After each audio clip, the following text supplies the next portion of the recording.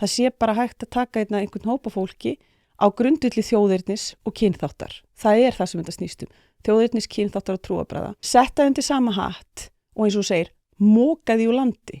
Á hvaða grundvelli? Á þeim grundvelli að einhverjir kjánar voru að taka myndir af sér með einhverja gervirifla. Ég vil til dæmis bara vekja athygli á, nú þekki ég það ekkert og þekki ekki þá einstaklinga og það mál, en ég veit hins vegar að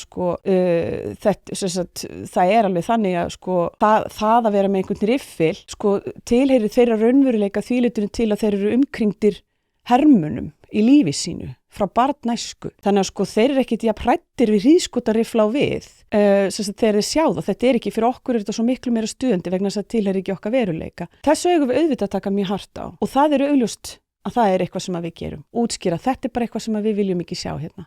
Þó þetta sé eitthvað úr Toys R Us, þetta er bara úr einhverju leikfangaverslun, skilurðu. Þú fór ekki svona raunverulegt vopn í Toys R Us. Nú veit ég ekki ég held reyndar að sé ekki Toys R Us Ég held að sé örgulega, þetta var eins og lögreglumaðurinn sagði, þetta hafi verið nánast svona fullkomin replika. Já, ég þekki þessu vopn ekki það vel að ég geti eftir skoður á því En það sem að ég kannski vil reyna að segja, það er, hvernig, þetta auðvitað bara meikar ekkert sens og svo er líka þetta, það er ekki eins og það sem er að gerast núna í heiminum, sé að gerast í fyrsta skipti. Þakka þér kærlega fyrir að hlusta á þennan stutta bút. Þú getur nálgast þennan þátt og allt efni hlaðvarpsins Ein Pæling á pardus.is/ein pæling.